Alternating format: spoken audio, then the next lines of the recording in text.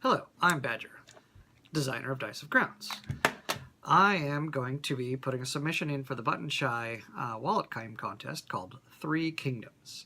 3Kingdoms is a quick card battler game, two-player, plays in about 10 to 15 minutes.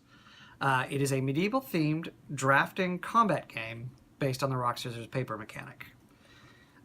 To make it fit into 18 cards, I divided the card itself up into 3 different sections. The top section is the knight, the bottom section is the squire holding his armor, and then the middle section is the sword.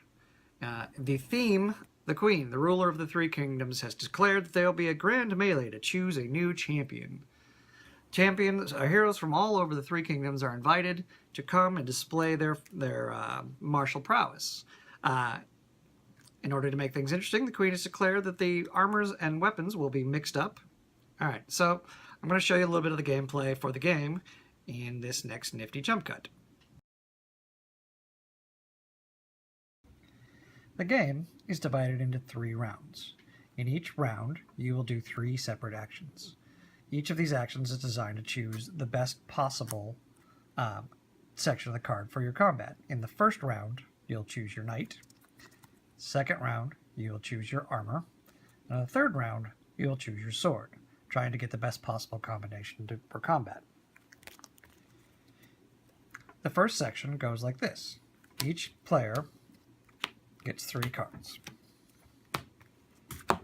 In the first section, you will take the 3 cards, choose one to keep, choose one to discard out of the game, and choose the last card to lay face up. Later, this card will be available to trade from your hand. The second action in each round is to have a small skirmish. In a skirmish, you will choose the faction of your card and display it as a hand sign. The scrolls, the blades, and the stone. Yes, rock, scissors, paper. The winner of that little skirmish has the ability to choose one of the cards in the bank to swap from their hand. Because you're giving away a small bit of information about which faction your card is, not the other data, but just which one this is, it may be advisory to switch out and try to defeat your opponent on the other hand. And then the third action, if you win the small skirmish, you're able to switch cards. So maybe strategically, if they had also had paper, it might make sense to switch cards out. So now I'm going into the next round with a knight with 2 blades. Each successive round will add another card to your pile and increase the number of cards available to choose from. Each round, they're flipped over so that all players can see what they're choosing from. Here we'll be in the second round. In the third round, you're choosing the sword.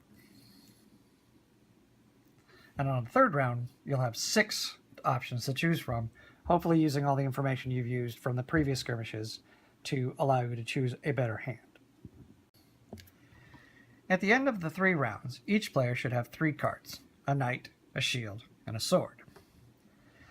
Now we go to scoring. In this particular side, we have 4 scrolls, 2 daggers, and a transform. Transform will transform all symbols on my side, from this case, blades, into scrolls. So this player has 6 scrolls in total. This player has a scroll of stone, 3 more stone, and 2 more stone. So they have 6 stone altogether. 6 stone versus 6 scrolls. Scrolls beat stone. This player wins. They get 1 point, and the game continues. I hope this quick video has shown you what the game is about and what I was trying to do with it. It's still very raw and rough. It hasn't had a ton of gameplay testing, and I'm sure there's quite a number of flaws in it still. But I think it's got some good promise. I think I enjoy the drafting part the best, because I think it's interesting to allow for strategy to sort of try to outthink your opponent. Anyway, hope you'll consider my game for the contest. I'm Badger.